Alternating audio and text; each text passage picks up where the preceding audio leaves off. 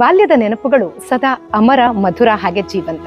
ಅದರಲ್ಲೂ ಯಾರು ತಮ್ಮ ಬಾಲ್ಯವನ್ನ ಸರ್ಕಾರಿ ಶಾಲೆಯಲ್ಲಿ ಕಳೆದಿರ್ತಾರೋ ಅವರು ನಿಜಕ್ಕೂ ಪುಣ್ಯವಂತರೇ ಬಿಡಿ.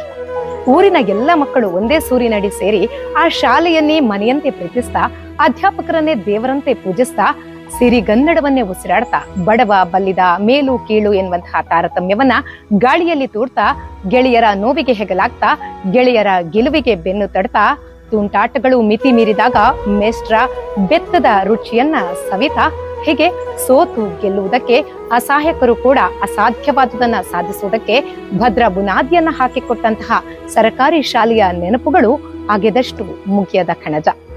ಇಷ್ಟು ಹೇಳ್ತಾ ಇದ್ದಾಗೆ ನಿಮಗೂ ನಿಮ್ಮ ಬಾಲ್ಯ ನೆನಪಾಯ್ತಾ? ಮತ್ತೆ ಆ ಬಾಲ್ಯದ ಅನುಭವಗಳನ್ನ ಅನುಭವಿಸುವ ಆಸೆ ನಿಮಗಾಗ್ತಾ ಇದ್ಯಾ? ಸೊ ಬೇಜಾರಾಗ್ಬೇಡಿ, ಎಲ್ರೂ ಥಿಯೇಟರ್ ಹೋಗಿ ಸಿನಿಮಾ ನೋಡಿ.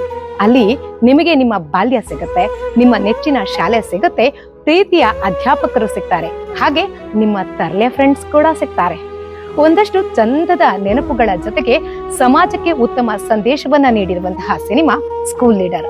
ಸೊ ಮಿಸ್ ಮಾಡದೆ ಸ್ಕೂಲ್ ಲೀಡರ್ ಸಿನಿಮಾ ನೋಡಿ ನಿಮ್ಮ ಅಭಿಪ್ರಾಯವನ್ನ ತಪ್ಪದೆ ಶೇರ್ ಮಾಡಿ.